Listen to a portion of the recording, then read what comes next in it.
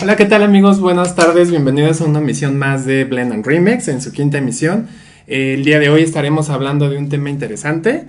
Estaremos hablando un poquito de la música, los formatos de la música y cómo fueron innovando en el siglo pasado, desde su inicio, desde su historia, cómo se fue adaptando como un registro, una necesidad del registro de audio y posteriormente qué evolución tuvieron, el desarrollo y bueno, los formatos que conocemos hasta nuestros días. La existencia de por qué se retoman ciertos formatos o ciertos artículos para conservar la música y bueno, también parte de lo que es una colección de música, de audio. Vamos a tener un invitado especial, vamos a tener al DJ Amsel, en un momento más va a estar con nosotros y también vamos a tener a uno de nuestros invitados, también como invitado obviamente, a uno de nuestros amigos del equipo de Somos Live, que está también como técnico en consola. Igualmente en un momento más entra con nosotros para hablar del tema. Y bueno, pues vamos a comenzar. Les quiero dar las gracias por seguirnos en la cuenta aquí de Somos Live a través de Facebook. Y bueno, les invito a que dejen ahí sus comentarios para que nos puedan seguir y nos puedan comentar realmente qué es lo que les gusta, si les interesa el tema, más o menos cómo lo ven. Y bueno, nosotros vamos a estar al pendiente de cómo se va desarrollando este tema. Y bueno, le doy la bienvenida a mi compañero del equipo de Somos Live. Aquí, Leo. ¿Cómo estás, Leo? Hola, buenas tardes. Bien, muchas gracias por aceptar la invitación. Hola. Y bueno, les comento rápido. Leo está a cargo de los controles de la consola. Él es ingeniero en audio. Soy licenciado en audio. Licenciado en audio. Y bueno, él es el que nos echa la mano en este tipo de herramientas técnicas que bueno, nada más nosotros sabemos que están ahí, pero no sabemos totalmente cómo se desarrollan, ¿no? Nada más nosotros llevamos a cabo la logística de hablar y producir. Y bueno, Leo, que sabe un poco más de la materia, ya nos estará apoyando con unos comentarios aquí para enriquecer más el programa de hoy. Y bueno, les comentaba que vamos a hablar acerca de la historia del formato de audio. Inicialmente, bueno, se le llama audiograma y fue un dispositivo inventado en 1877 por Thomas Alva Edison. Bueno, esa es la historia que todos sabemos, ¿no? Que está en registro.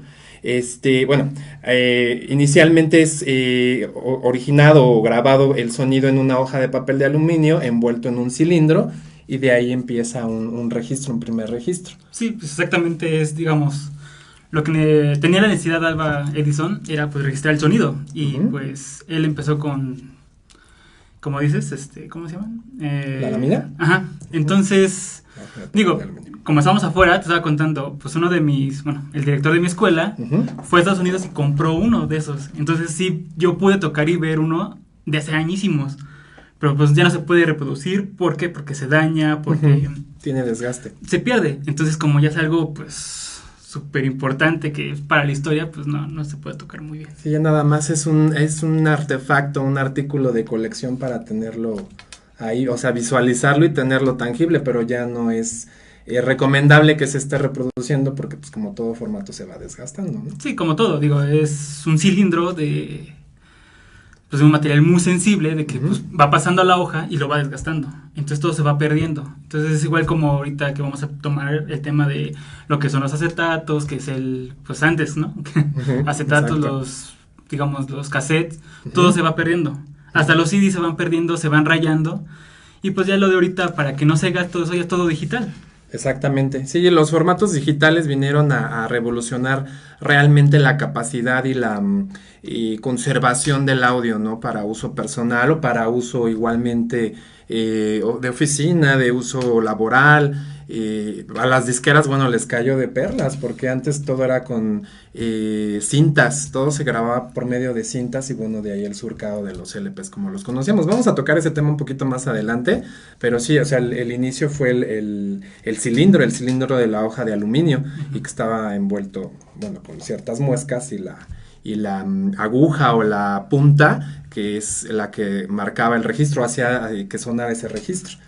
Exactamente, pues no sé si algunos se acuerden, pero hay como unas pianolas que podías tú, digamos, también los que están así como en Coyoacán, todo eso que van tocando. Exacto. Ellos, digamos, es algo que pues es algo histórico, porque realmente son tubos que vas girando y son como plaquitas que van tocando cada nota y van sacando la música. Exactamente. Esto también se remonta, bueno, lo que comentabas, los que llamamos mal llamados cilindreros, ¿no? Porque, exactamente. O sea, es el cilindro y empiezan ellos a reproducir, pero bueno, ya tienen unas melodías ya como grabadas o como marcadas en este cilindro para que se puedan ejecutar.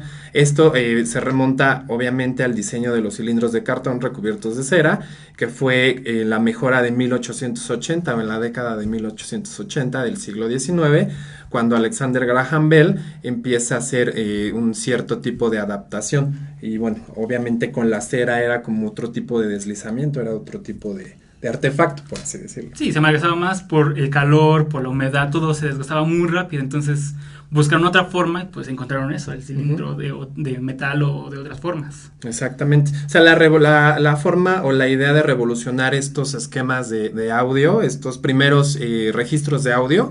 Y bueno, obviamente como todo, ¿no? Empieza con un demo, empieza con un piloto y bueno, de ahí lo van perfeccionando. También tenemos que en la década de 1890, Emil Berliner introdujo los discos planos que ahora conocemos y bueno, que eran con su técnica de la ranura de espiral que va desde la periferia o el extremo y que, bueno, se va surcando y va hacia el centro del plato, del disco. Es lo que ahora conocemos como el LP tradicional y bueno, también era artesanalmente creado. Sí, de hecho, pues se usaban planchas, o sea, se mandaba a hacer la placa y se planchaba así en caliente y se guardaba la información. Pues ya hubo una época en que se está otra vez regresando, o sea, exactamente. Ya muchos están regresando al cassette y al LP, o sea, ya te venden paquetes especiales con el LP, con el cassette, o sea, ya muchas bandas están regresando al antiguito, pero pues no es tan antiguo, pero tiene mejor calidad. Yo digo que esos discos tienen muy buena calidad respecto al sonido, pero el problema es que se va gastando. Y el problema es que son muy caros porque tienen que comprar la placa, plancharlos y tú reproducirlos. Y al fin de cuentas, muchos o pocos tenemos donde reproducir ese tipo de instrumentos, ¿no? Exactamente.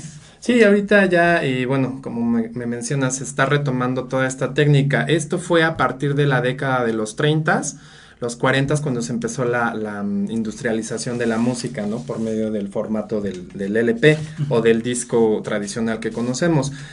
Bueno, sabemos que inicialmente era un formato con un disco de una hoja de aluminio y bueno, era recubierto con varias lacas y varios químicos. De ahí se manda a una perforadora, que en este caso le llamaban perforadora, o un torno de música, y de ahí se iba conectando directamente de las cintas de audio para que se fuera surcando la información. Una vez que se ejecuta el surcado de este audio, bueno, entonces ya se manda a la parte de la grabación y bueno, lo que era la plancha artesanalmente. Sácame de una duda, ¿era con material de policarbonato en ese entonces, que era negro? Creo que sí, casi todos los discos son así.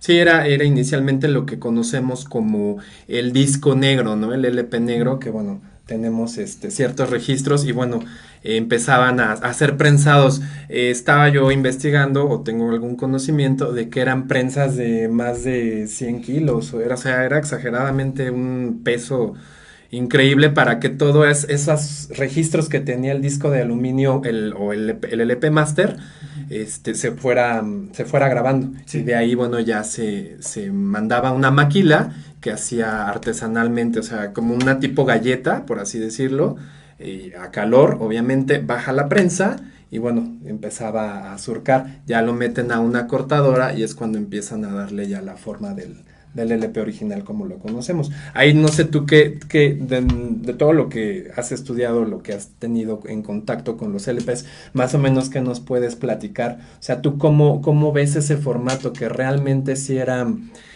funcional o a mi parecer sí era funcional, pero bueno, más que nada aquí la opinión de un especialista en audio. ¿Tú cómo lo consideras, Leo? Yo lo considero, pues digamos, muy buena calidad. Es que respecto a todo, la calidad de sonido de un vinil no puede compararse de un CD. Exactamente. El problema, como te voy a repetir, es el desgaste. Uh-huh. Es tan caro que hacer un vinil. Uh-huh. Entonces, respecto al sonido, respecto a todo, es mucho mejor el vinil.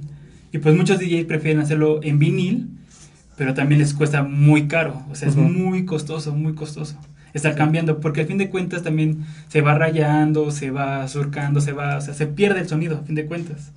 Entonces, pues, muchos ya prefieren mejor comprar su vinil y dejarlo ahí. O sea, ya... Y aparte, pues, el problema es que también solo te graben, ¿qué? 4 o 5 canciones de un lado y 4 o 5 del otro lado.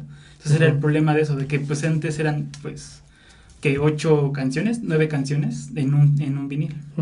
Sí, tanto para viniles o LPs de artistas, de un solo artista, como para las compilaciones. O sea, realmente eran poca la capacidad, ¿no? Más que nada era un formato muy bien diseñado, muy bien pensado en ese momento, estamos hablando ya del siglo XX, y bueno, como lo conocemos, ¿no? Está realmente surcado. Yo aquí les traje un ejemplo de lo que es el vinil. Bueno, esta es una compilación de varios de la década de los años 70. Y bueno, trae una marca, trae un sello disquero. En este caso eran los discos Fontana.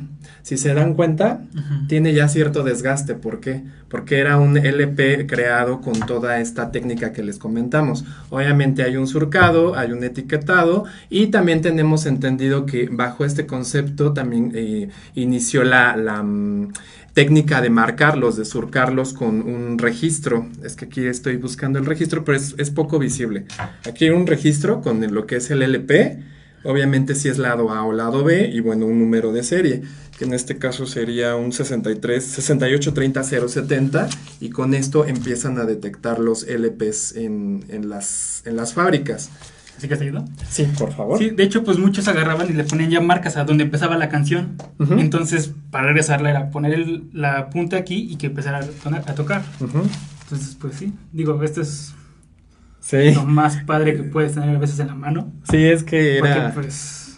Sí, era un formato único. Era un formato único, obviamente de un cierto tamaño, con una portada y una contraportada.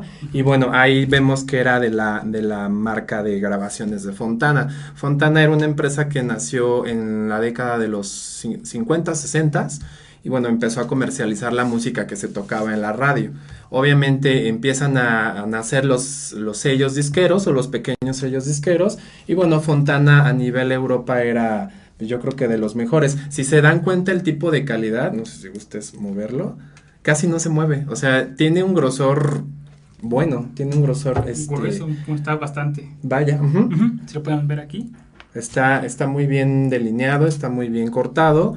Y bueno, era de muy buen material. Esta es colección mía, nada más se las traje para mostrarla. Obviamente todavía lo sigo reproduciendo, pero bueno, ya también me encargué de digitalizar todas estas pistas. Lo que nos comentaba aquí mi compañero Leo es que bueno, vemos que de un lado tiene nada más 5 canciones, 5 canciones porque no tenía capacidad de más. La técnica que iniciaba, bueno, era grabar desde la periferia o los extremos y de ahí ir surcando. Obviamente esto se lleva con las espirales concéntricas y de ahí se va marcando cuánto contenido o cuánto audio se va registrando. Y del lado 2 o lado B, bueno, era lo mismo, ¿no? Por eso se llamaban compilaciones o tenían cierto tipo de formatos. ¿Por qué? Porque no podían saturarlos. En la década de los 60s y los 70s no podían saturarlos más. Entonces es un ejemplo de cómo era diseñado un LP. Tenemos otro ejemplo por aquí. Tenemos otro formato similar, nada más que bueno, esta fue en decadencia. Si me gustas ayudar, por favor. Sí, te dejo este aquí. Porque es valiosísimo. Valiosísimo, sí, por eso los traigo en las fundas originalmente. Este es una compilación. Bueno, primero les mostramos el LP. Si se dan cuenta, igualmente son 5. Este es de una etiqueta de un sello de Polydor, que en la década de los 70s, bueno, fue lanzado internacionalmente. O sea, tenía un gran catálogo. Hasta la fecha tiene un gran catálogo. Y bueno, empezaron a surgir las primeras compilaciones. Ahí sí se dan cuenta cómo lo está moviendo. Ya la calidad es menor. ¿Por qué? Porque ya no es lo mismo. Ya no es lo mismo. Este casi no baila, sí. O sea, el grosor aquí ya disminuyó. ¿Por qué? Porque obviamente la comercialización y todo este tipo de insumos que manejaban las empresas de discos empieza a tener una ganancia exorbitante. O sea, esto realmente era negocio para las disqueras, no es que digamos que ahorita ya no, ¿verdad? O sea, hay otros formatos, pero bueno, inicialmente esto era un gran negocio, entonces empiezan a invertir un poco menos de calidad. Sin embargo, bueno, el audio sigue siendo artesanalmente por medio de prensas y de grabaciones. Y bueno, ahí está un ejemplo. Me parece que ahí sí se nota el registro de lo que es en la parte de abajo, aquí en esta parte, está el registro del número de serie. Aquí está, el número aquí está. No creo que lo noten, pero sí, aquí está el número. Este concepto era, como les decía, ¿no? Para marcar realmente que, obviamente un LP sale así, salía en negro o salía de color. Cuando se empieza a etiquetar, entonces se empieza a marcar el registro, que en esta situación, en este caso, bueno, tenemos aquí el número de serie, que es de un sello Polydor, y en este ejemplo es el 16192, y bueno, aquí ya empieza el formato estereofónico.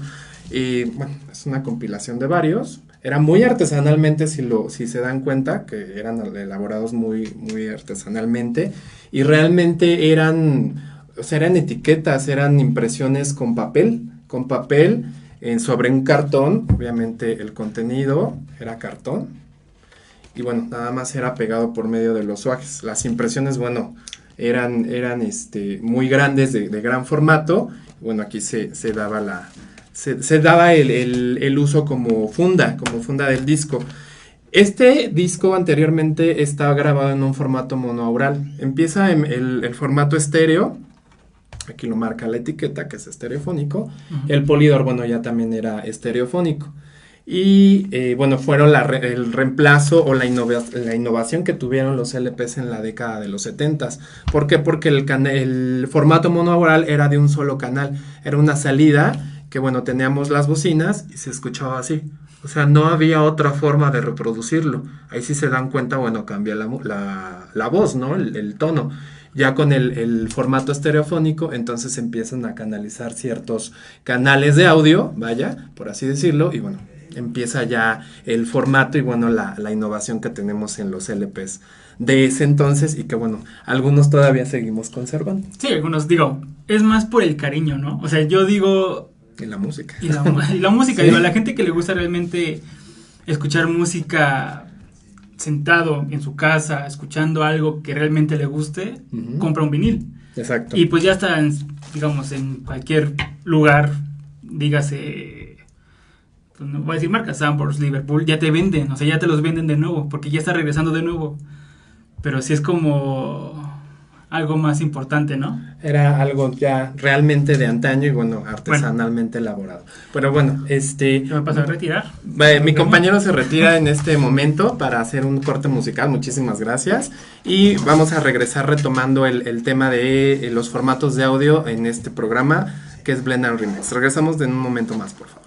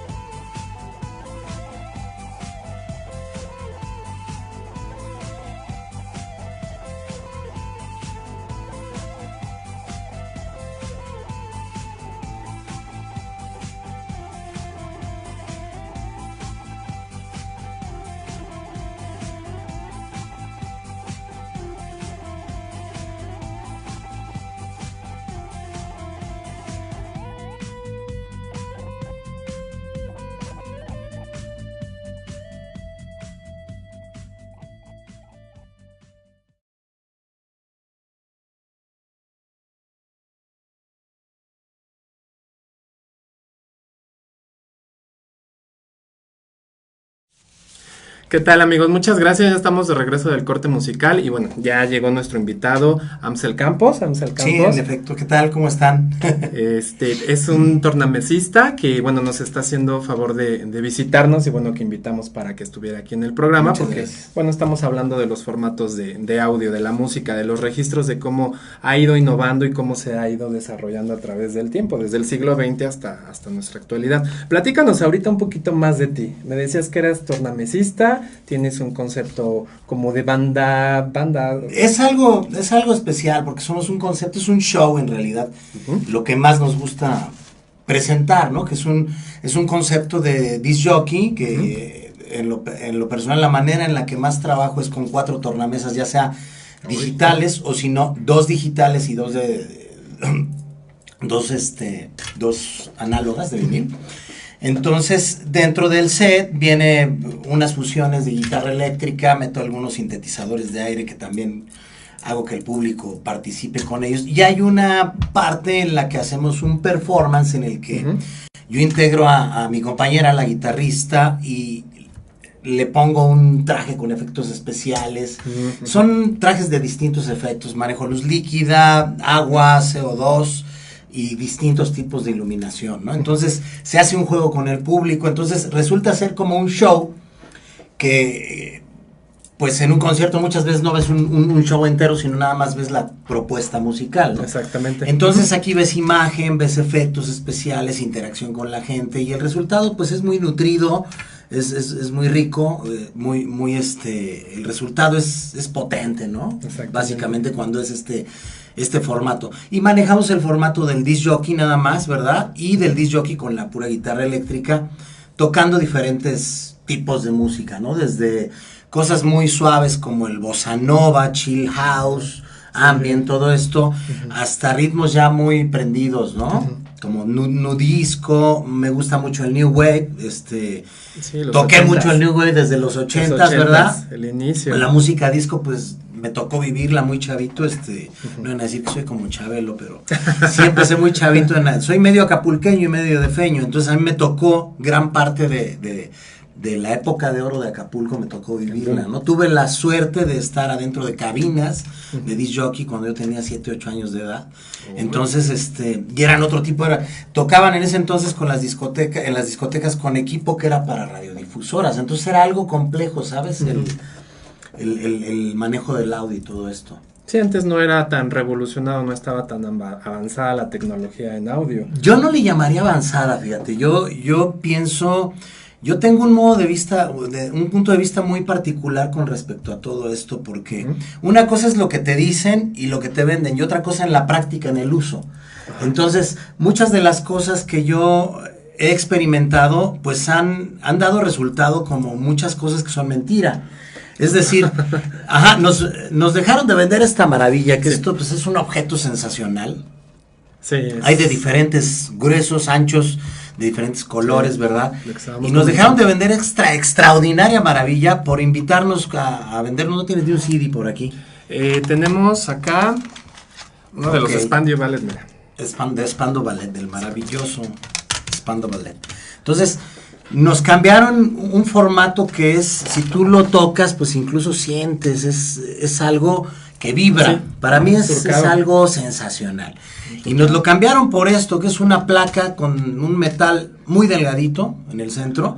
Nos dijeron que tenía mejor sonido que el vinil. Mucha gente lo creyó, se atascó el mercado. Nos lo vendieron más caro que el vinil cuando entró al mercado. Pero sucede algo con esto. Esto depende mucho de en qué lugar del planeta vivas para que sobreviva 20 años o menos. Cuando estamos en distintos climas, todo lo que se refiere, lo que tiene metal, o se expande o se contrae.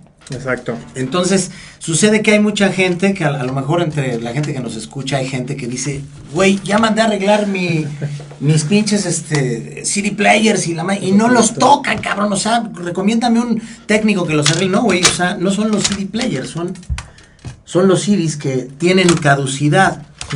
Dependiendo de dónde vivas, repito, se quiebra o le suceden ciertos accidentes a este tipo de de materiales. formato, independiente de que te lo vendieron con la mentira de que no se rayaba, y es mentira, entra un Se rayo raya. de luz que es evidente que si tú rayas tus lentes, ¿qué sucede? O sea, Se empieza a nublar. se entonces si empieza- tú pasas un rayo de luz por aquí, no vas a obtener el resultado de la lectura óptima. Ujú. Por otro lado, yo lo comparo como esta pared. Si tú te imaginas un rostro por un escultor, hecho por un escultor con detalle y todo esto, pues estamos hablando de lo mismo, de una textura. Ujú.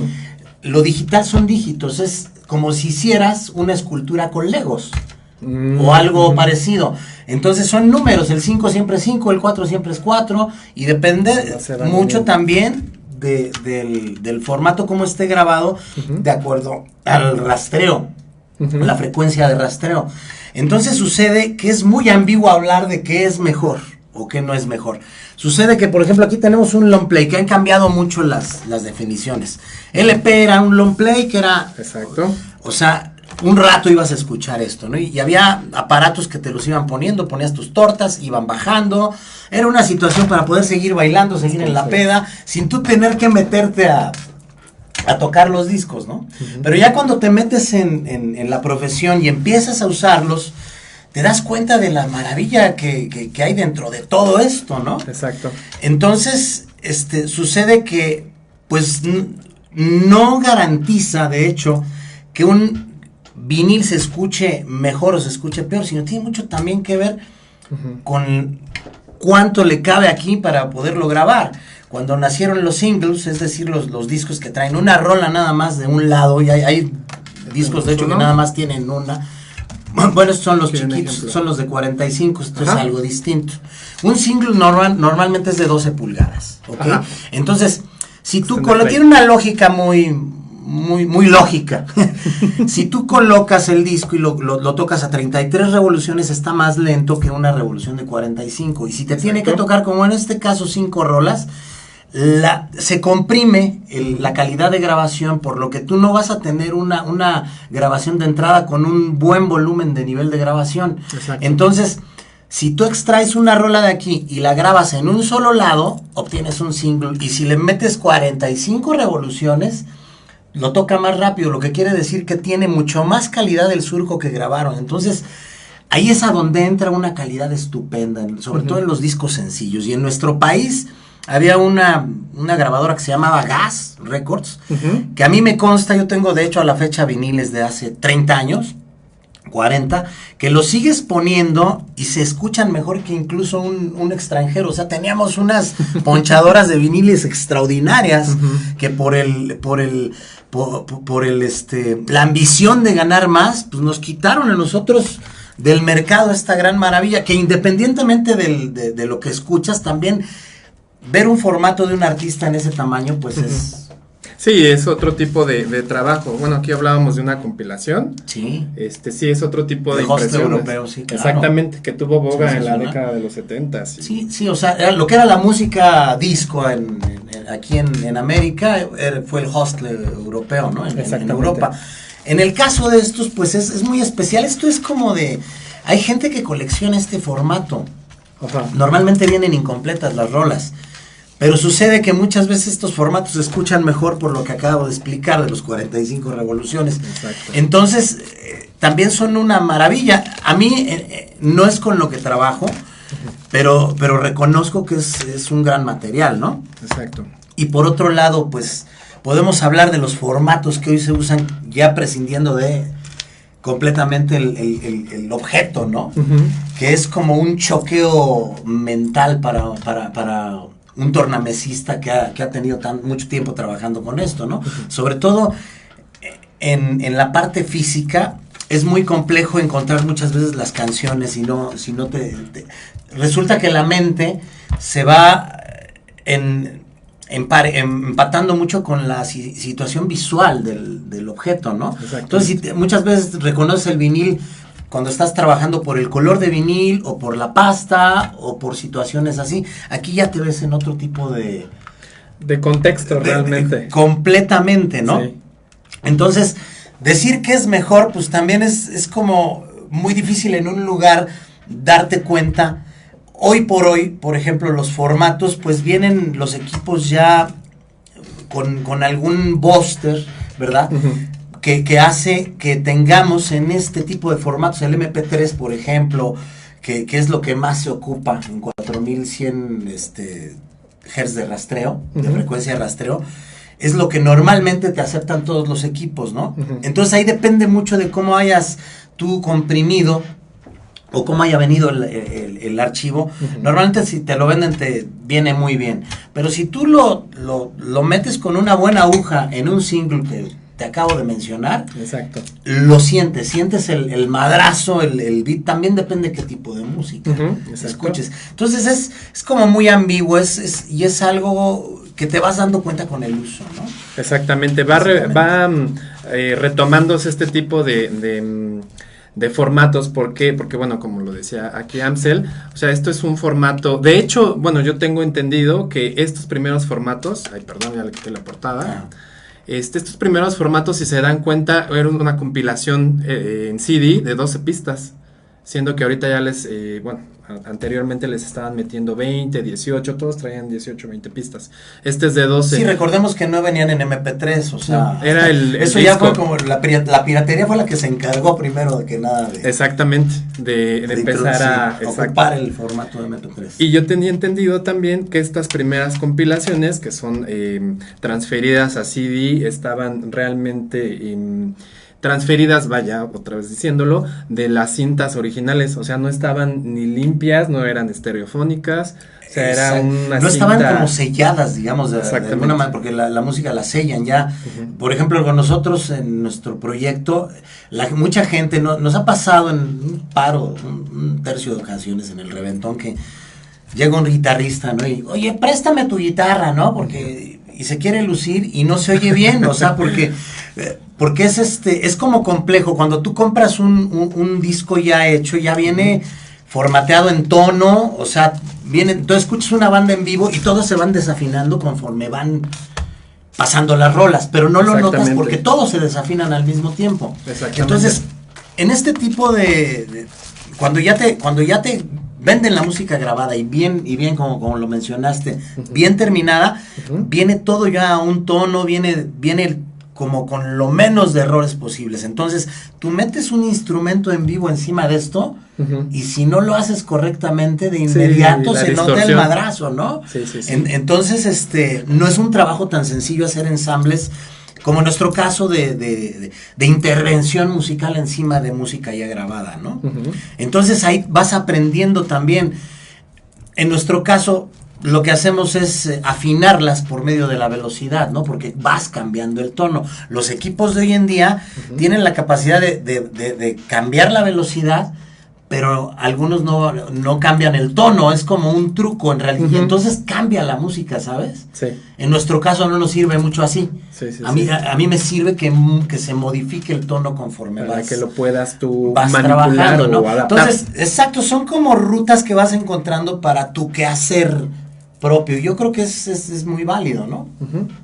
En sí el asunto. Y tienes algunas joyas aquí muy... Sí. Bueno, estos de hit siempre vinieron como con un nivel más bajito, pero sucedía antes. Hoy consigues la música en todos lados, pero antes no solo era la situación de comprar el vinil, sino que te repito, muchas veces el importado, sobre todo los long plays que tenían muchas rolas, siempre eran de mejor calidad que los de aquí, ¿no? Sí, los nacionales realmente eran como un estándar, ¿no? Como un estándar de como que calidad. para que te enteres de las rolas que hay, ¿no? Exactamente, y lo que comentábamos en el bloque anterior, siguen teniendo cinco canciones. Este es un compilado de la década de los 80s, obviamente, bueno, ya ven otro formato, ¿no? Aquí ya se ve otro diseño, más que nada, porque pues era la tendencia que antes se manejaba.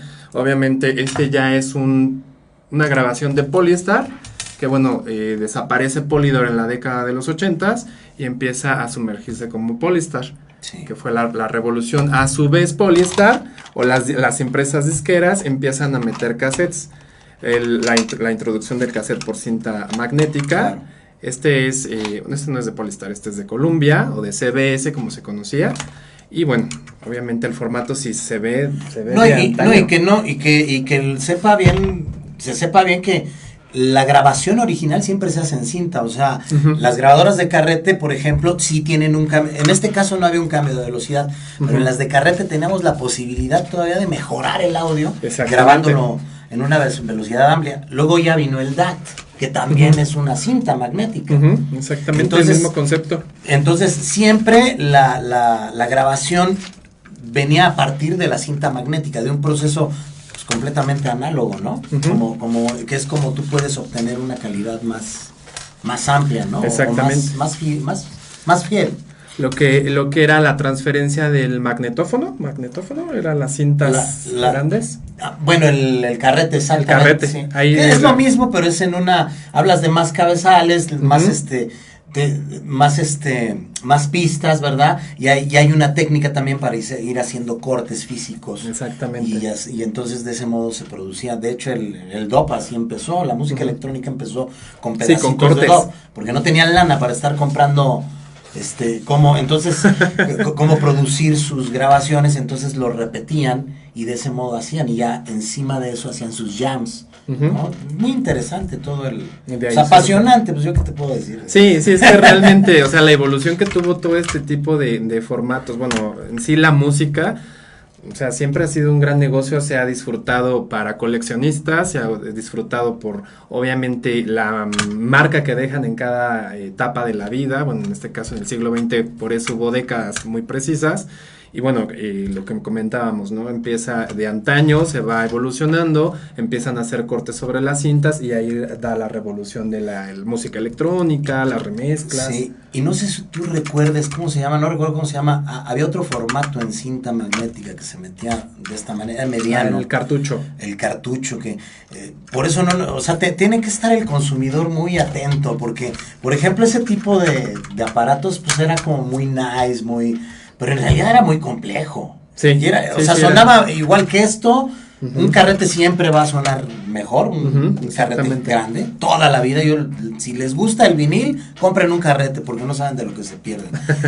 y es muy interesante porque de esos solo los veías en 2, 3 casas de algunos amigos que tenían a sus papás curiosos que les gustaba comprar lo nuevo y todo esto. Pero en realidad no fue un formato práctico, ¿no? Lo hicieron incluso para carros, pero se atascaba cada rato, ¿no? Exactamente. Y tenía el mismo sonido que un cassette prácticamente, ¿no? Si cuidaban bien la forma de grabar, como tú dices, hacían bien la mezcla y bien ya todo el grabado, pues quedaba muy bien, no tenía problema, ¿no? En estos formatos son los que se escuchaba como más baja calidad, ¿no? Porque venían muy comprimidos.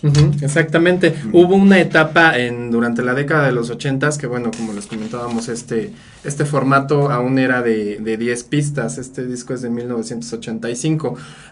Tengo otros artículos que a finales de la década de los 80s, 90s, bueno, más de los 80s, porque en los 90s ya fue el CD, ya les metían 16 canciones, 8 y 8 de cada lado. Sí. Entonces ya era un formato mucho más compacto, bueno, así comprimido y ya, o sea, se saltaba de cualquier cosa. Exactamente. O sea, la calidad empezó a bajar un poquito porque querían meter más o comercializar más sencillos, más éxitos y empezaba a brincar y bueno, ya terminó, o sea, fue casi la decadencia del formato de LP. Pero nos lo quitaron, no decayó porque no le gustara a la gente, es una realidad. Hubo un experimento ahí maravilloso que hicieron con la rola de Pop Music, en Factor, en donde viene un mismo disco, de hecho es el single, en donde no viene en el long play, sino viene en el single donde viene la rola de Pop Music y vienen en realidad 3 rolas. Del lado A tienes 2 rolas, o sea, lado A1 y A2, digamos, y entonces tenías que buscar el surco porque venían 2 rolas, pero a través de todo el disco.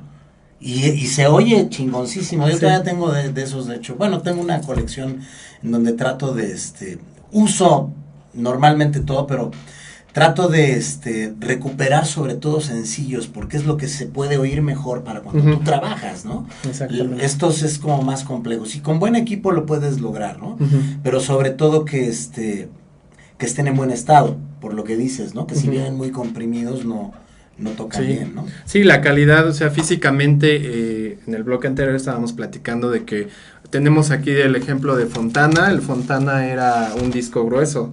Era un disco sí, de más gramaje. Exactamente. Sí. Ya los Polydor y otras marcas ya empezaron a ser delgados. Para el peso que tenían los brazos fonocaptores, o sea, cuando caía la aguja, obviamente el disco se hacía de lado y pum, se empezaba a en un plato comercial, porque antes, ese es otro dato importante, que antes los platos comerciales pues llegaban a esta altura. Entonces, la última parte del disco quedaba volando y sí daba ese tipo de situaciones. De fallas. Pero en una tornamesa profesional, fíjate que es muy curioso.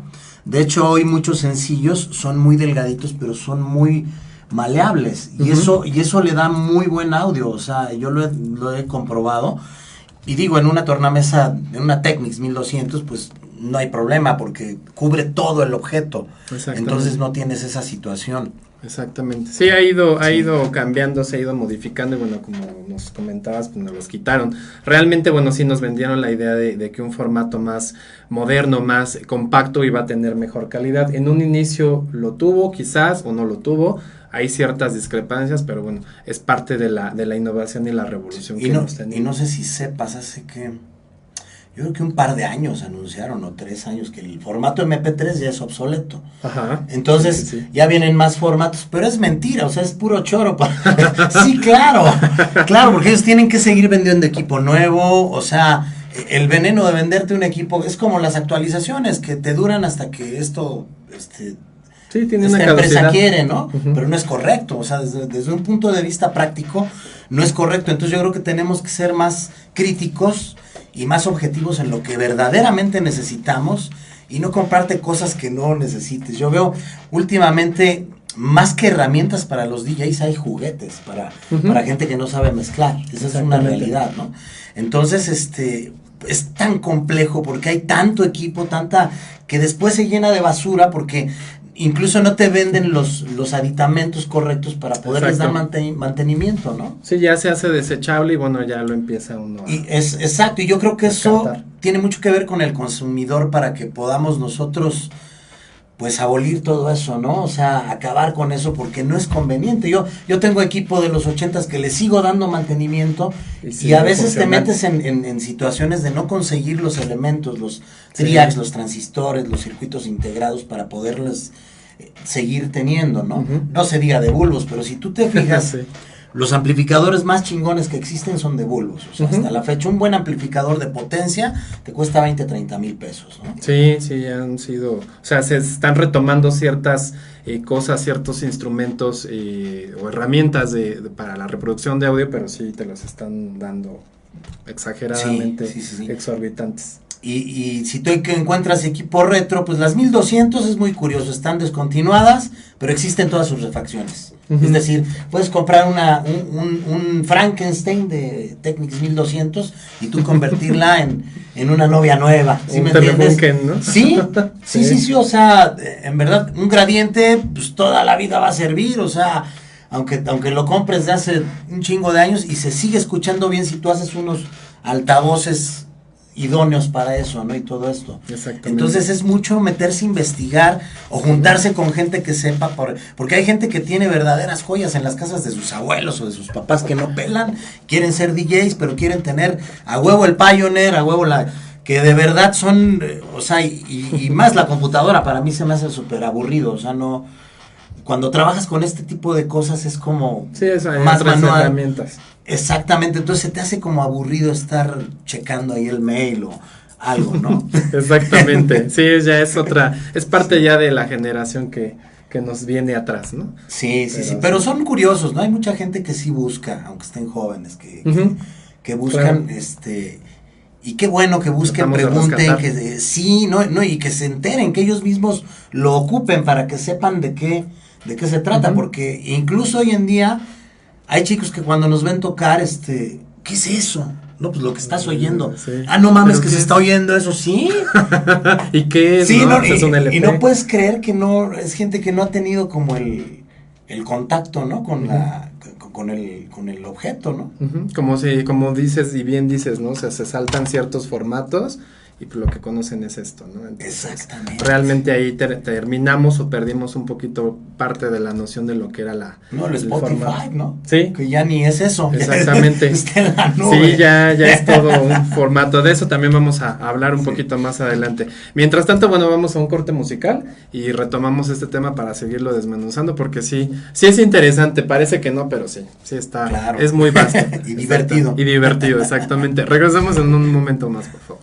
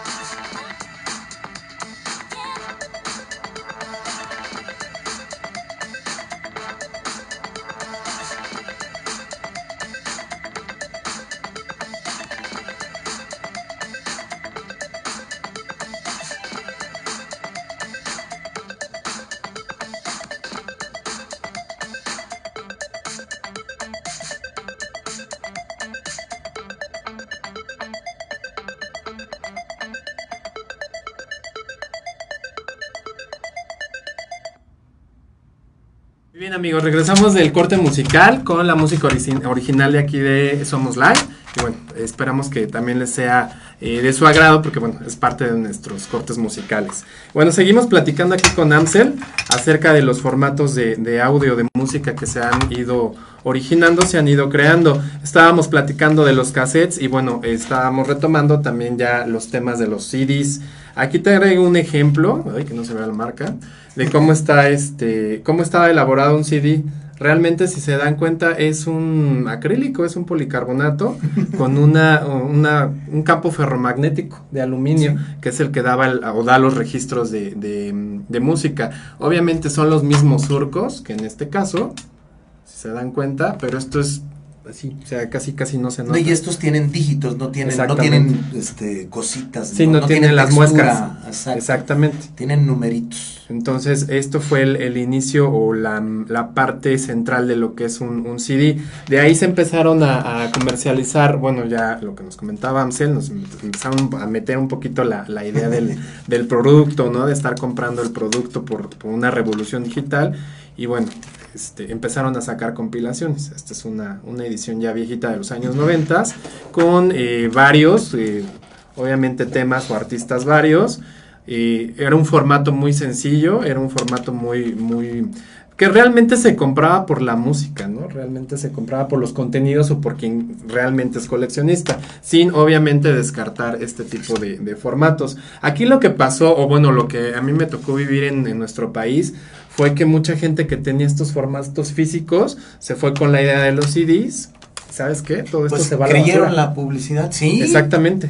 Gente hubo que tiró la basura, o sea, todo esto. Adornó contenido. sus casas, los ocuparon para la escuela de sus hijos, ¿no? Hicieron Extraño. relojes.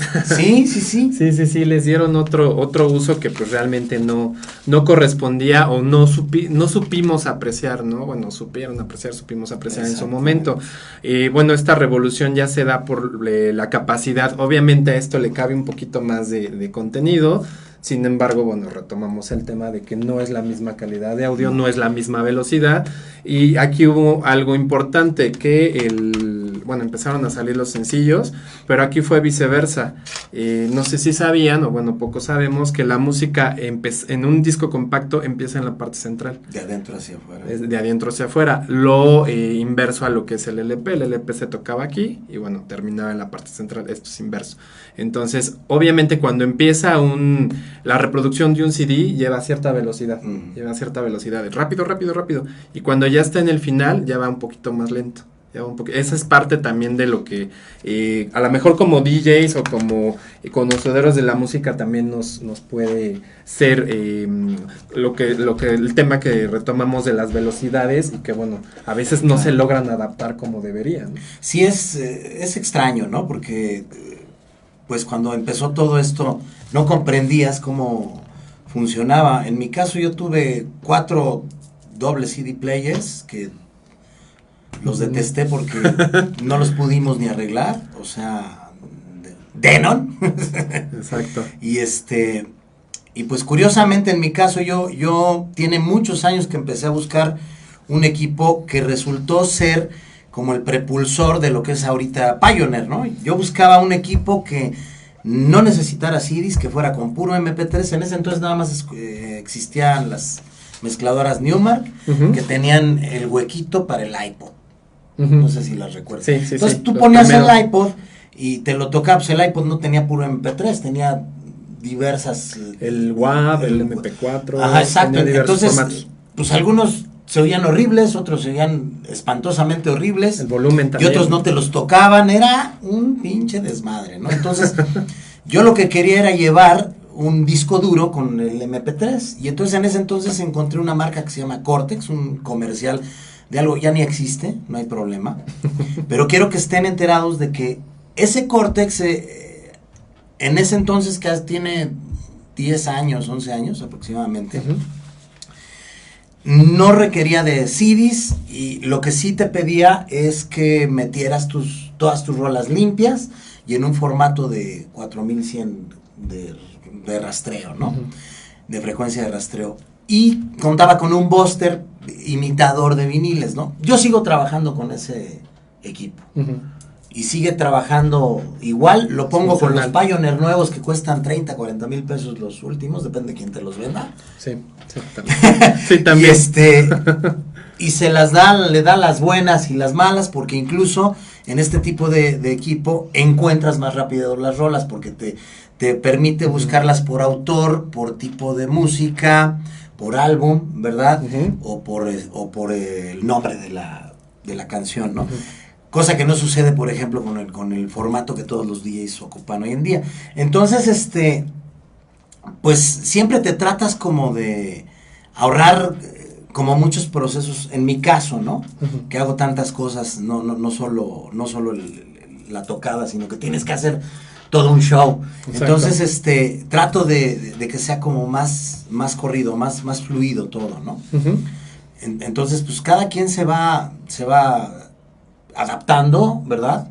O viendo la manera en la que, sin que cambies mucho tu estilo de trabajo, puedas seguirlo haciendo óptimamente, ¿no? Exactamente. Aquí, bueno, el punto de vista de Amsel es obviamente ya un poquito más técnico, un poquito más especializado. ¿Por qué? Bueno, porque él se ha dedicado toda su vida a lo que es la mezcla de música, el dominio, las velocidades, todo lo que se comprende al nivel audio. A lo mejor podríamos decirle un mortal como yo. A mí me gusta mucho, comprar música. Claro. En mi momento tuve un Walkman, estaba yo muy niño, tuve un Walkman. Los cassettes no me gustaban mucho. ¿Por qué? Porque era otro tipo de rebobinaje, era otro tipo de formato, pues no los disfrutaba yo. Cuando salieron los CDs, no, o sea, ahí me perdí, me empecé me empecé realmente a meter a este tema de lo que eran las disqueras, lo que eran los conceptos musicales, porque en ciertas etapas del siglo pasado empezaron ciertos conceptos musicales. Obviamente, bueno, yo tengo colecciones desde la época de la invasión británica, un poquito de hustle, la era hippie, tengo también New Wave, de New Romantic, a mí me tocaron, bueno, los 90s, ya me estoy ventaneando con la edad, pero bueno, me tocaron los 90s, un poco el dance, el pop, la década pasada la electrónica, y en la electrónica sí me clavé un poquito más que Paul Van Dyke, Safri Duo, todas estas bandas que eran realmente europeas pero se llegaron a comercializar, y bueno, ahí lo que yo disfrutaba y de hecho lo pedí de cumpleaños fue un Dixman, ese sí, o sea, comercialmente hablando, ¿no? Lo que pasa es que la practicidad sí fue lo que movió mucho también, exactamente, ¿no? O sea, podías dejarlo tocar sin broncas o podías programarlo. Eran muy caros los CD players, pero hacían eso. Ajá. No tenían para velocidad al principio ni nada, pero podías programar que te repitiera tal rola tantas veces, o como si fueran loops, ¿no? Exactamente. Los primeros reproductores de CDs, bueno, eran unas consolas así, bueno, medianas, con charolas había de 5. Sí. De 5 discos, y bueno, nada más uno iba digitando, iba programando, como bien dices, y bueno, lo iba uno disfrutando. En el caso del Dixman, bueno, nada más eran ciertos botoncitos, pausa, regresa, programación, shuffle, y bueno, empezó también el antibrinco, el anti-shock. ¿Por qué? Porque pues, sí, cuando lo agarrabas, lo ibas escuchando con tus audífonos, pum, pum, pum. Y yo creo que todo eso ya sabían hacerlo desde el principio, nada más que te lo tienen que ir dejando ir para que compres todo, ¿no? Exactamente, si te hagas un comprador, te hagas No, haz que se brinquen para después venderles el anti-shock, ¿no? Sí, que era la innovación a finales de los 90. Entonces tenemos que estar muy atentos, chavos, con todo ese rollo para no andar comprando a lo pendejo cualquier cosa. Exactamente, sí, digo, en su momento se disfrutaba, pero sí, comercialmente hablando. Pero ahorita, ¿qué sucede, no? Que si esto ya, y ojo, porque esto fue completamente responsabilidad de nosotros. Esto ya no se vende porque lo convertimos en piratería. Lo permitimos. ¿Por qué? Porque lo compramos, todos. Exactamente. Entonces, ¿qué sucede? Que ahorita esto es obsoleto. Ya se convirtió en basura. Y los viniles se convirtieron en algo especializado. Cuestan más caros que lo que deberían de costar. Sí, o sea, realmente ahorita ya son para coleccionistas. Sí, ya no es comercial. Pero los compran por moda más que por colección, ¿no? Exactamente. Porque el coleccionista siempre va a coleccionar. Y compramos pasado, o sea, ya claro, es que de antaño. No importa, es que es muy interesante que puedes meterte a un mercado de discos o a la Lagunilla o con el dealer de Valderas y Juárez. Hay muchos lugares sensacionales donde y te avientas tu brinco y sirven y se oyen de maravilla, ¿no? Y haces bailar a la gente, no tiene problema y siguen siendo funcionales. Exactamente, y como bien dices, bueno, la piratería fue como una alternativa para la compra o un alcance tangible. A lo mejor este es un sencillo, este es un disco sencillo. Sí, exactamente. Las Vírgenes Suicidas del grupo Air, se dan cuenta, bueno, este es importado, en su momento pues, sí me salió en una lana, ¿no? Nada más trae creo que 3 canciones, y bueno, el formato. Sí, como si fuera en un vinil, estos son 2 de cada lado o 3. Ajá, exactamente. Lado. Los empezaron a comercializar como los lados B. Pero es un single. Exactamente. Sí. Obviamente esto, bueno, en su momento, no sé, una cantidad de ejemplo, me costó 225 pesos. Entonces la piratería, ¿qué es lo que hacía? Pues te lo doy en 10 pesos, te lo doy 10 pesos afuera del metro, en el camión, donde sea. Entonces ahí es como empieza el formato físico a caer un poquito, y bueno, la forma de adquirirlos, de conseguirlos, se empieza a ser masificado, o sea, se empieza a perder ese gusto, esa calidad por la música. Obviamente, o posteriormente, de ahí empiezan los programas de descargas. No sé si tú te acuerdas del Napster. Del Napster, ¿cómo no? Napster. Fue un sí, Napster. Un golpe al hígado. Sí, a toda la industria musical. Yo llegué a utilizar Napster, ya ves que tuvo 2 años de vida. Sí. Posteriormente también salió Ares Galaxy, Kazaa, Nutella, Limeware, todo lo que era el intercambio peer-to-peer. Sí. Y bueno, era una fascinación. Ahí no podías descargar discos completos, más bien dicho, te ibas sobre las canciones. Lo que pasa es que la banda es lo que quiere, ¿eh? Ajá. Una rola buena. Siempre es, o sea, A lo que llegas es a ese punto, ¿no? O sea, lo que importa es lo que traes en la cabeza, esa rola que mueve. Exactamente. ¿No? Sí, Entonces, que ¿sí? te va absorbiendo y bueno, obviamente generas un gusto por cierto grupo, por cierta banda, o como dices, Por tienes cierto la género, sí. o para usarla para una mezcla, o sea, tú vas como viendo la forma, ¿no? En el concepto de acá mi compañero, bueno, es obviamente para parte de su trabajo. Yo es por parte de mi bagaje musical, porque pues a mí toda la vida me ha gustado esto. El intercambio en peer-to-peer era muy curioso porque hasta que se conectara el usuario. Sí, eso estaba padre, ¿no? Seguía la descarga. Eso a mí se me hacía muy equivalente, ¿no? Estaba padre, ¿no? O sea, ¿qué me das tú y qué tengo, no? Y te iban soltando, y a veces toda la noche, güey no afloja, chingada. Sí, no, o sea, yo recuerdo que cuando me conectaba a Kazaa, yo utilizaba mucho Kazaa, me conectaba en la madrugada o en la noche y dejaba la computadora encendida trabajando. ¿Por qué? Porque los usuarios europeos eran los que tenían las rolas, los sencillos, los discos completos, pero bueno, obviamente segmentados por rola.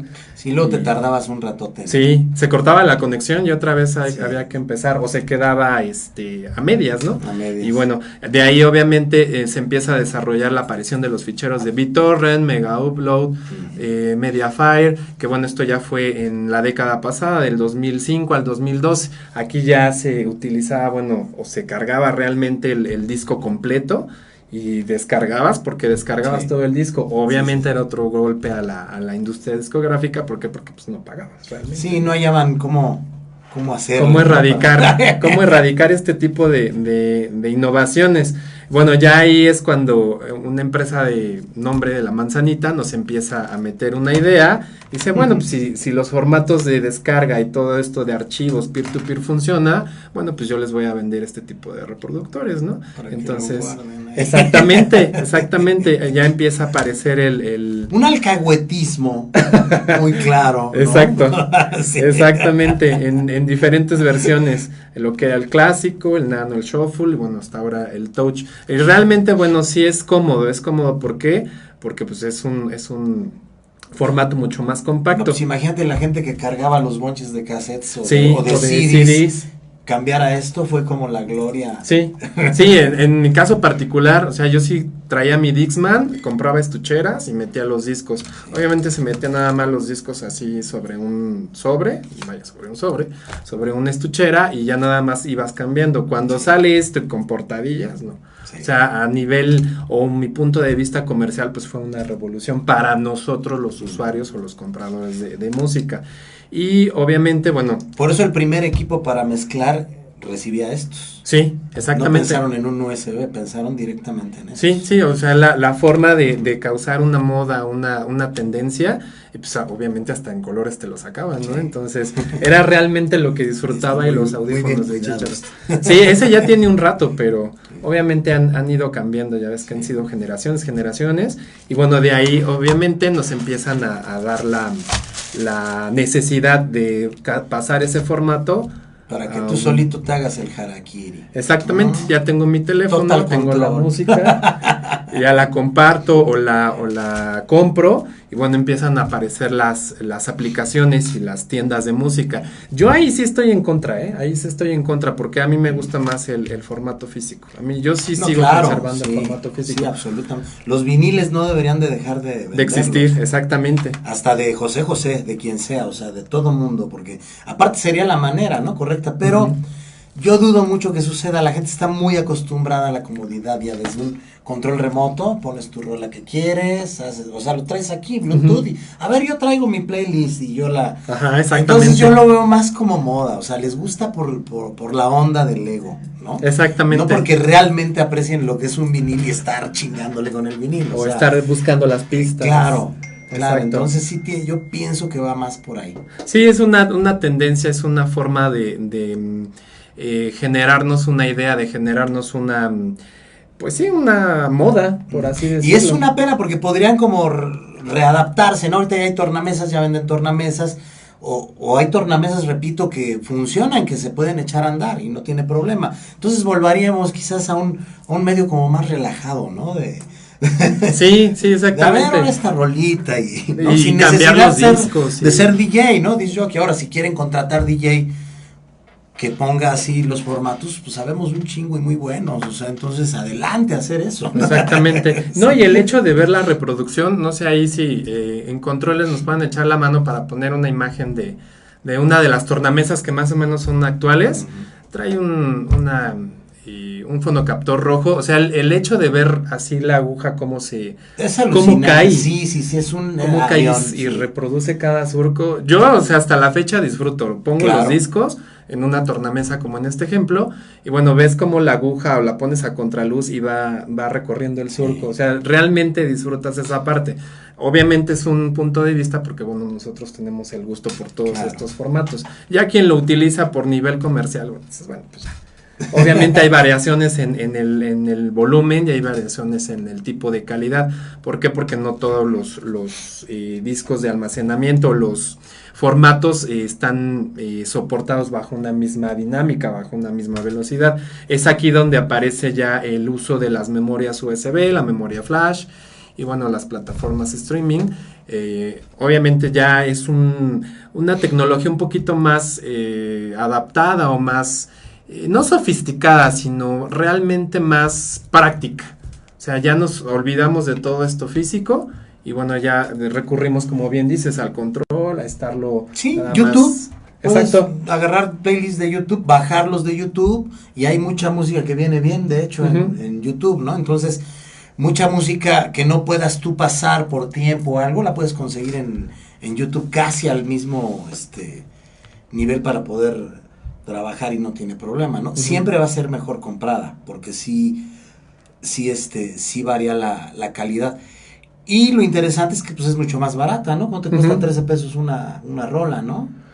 Ahí sí Prox. difiero. No. ¿Por qué? Porque encontré este disco, ¿no? Encontré este disco, 12 canciones, en una plataforma te cuesta 180 pesos. Y voy a la tienda, o a la disquera, a la distribuidora, y me lo dieron en, no sé, 99 pesos, 89 pesos. Dices, ¿cómo es posible que en la plataforma está más caro? Sí. Porque siendo que esto ya trae un arte, una calidad impresa y obviamente un registro físico, ¿cómo es posible que la plataforma me está dando más cara las mismas 12 canciones? Sí, Como bien claro. dices, te cuesta 15, 13 pesos, pero dices, no, o sea, por 180 pues me compro 2 veces o me compro el siguiente volumen a esto. Yo lo veo desde ese punto de vista. Sí, sí. Pero bueno, como decimos, es una tendencia que nos ha ido formando y la desventaja de estos formatos es que no lo puedes compartir. O sea, yo compro un álbum, compro una canción, te la comparto a ti, se la comparto a Jorge, pero ¿qué crees que Leo ya no? ¿Por qué? Porque ya está restringido la copia. Sí, ya tendrías que hacer tu grabación, lo grabas en Ableton o en lo que tengas tú, exacto. ¿no? Para poderlo convertir ya en algo como tangible que lo tengas guardado bien. Para ti sí, eso es una super jalada, claro. Sí, no, o sea, es parte de un negocio, pero bueno, sí. O sea, al final de cuentas seguimos disfrutando de la música y vemos la opción y bueno, nosotros que ya nos tocaron la evolución de ciertos formatos, bueno, seguimos disfrutando y yo en lo personal me lanzo aquí a unas colonias, aquí a unas tiendas en la colonia Roma, donde ya más o menos me conocen y a buscar. Claro. Eso para LPs, no estoy haciendo anuncio, pero bueno, de CDs hay unas tiendas en la colonia Álamos, igual acá en la Roma, y ya es cuestión de estar yendo o buscando sobre código de barra, sobre ediciones, o bueno, y vas, también otro dato interesante, es que aquí los discos tuvieron varias plantas.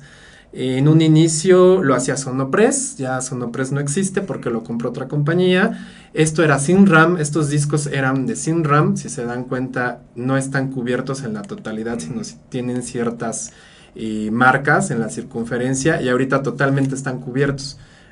Sinram los manejaba, los maquilaba muy bien, obviamente tenían los suajes bien hechos y ahorita hay otra empresa, bueno, que tiene a nivel como Sony, que tiene una planta muy grande, que me estaban comentando que hace meses cerró ya la planta de Sony por cuestiones de digitalización y bueno, todo este formato físico que ya lo están sacando, no los están sacando del mercado, ya es menos. Es que ya no es negocio para ellos, sí, ¿no? exactamente. O sea, ya somos muy pocos los que realmente seguimos comprando el formato físico, Sí. y bueno, se está desplazando todo esto. Vuelvo al tema, yo no estoy de acuerdo en las descargas, pero bueno, hay gente que sí lo disfruta realmente y nada más compra la rola que le gusta. Ya Sí. no compra todo el disco. Entonces, bueno, ahí es una vertiente muy, muy grande.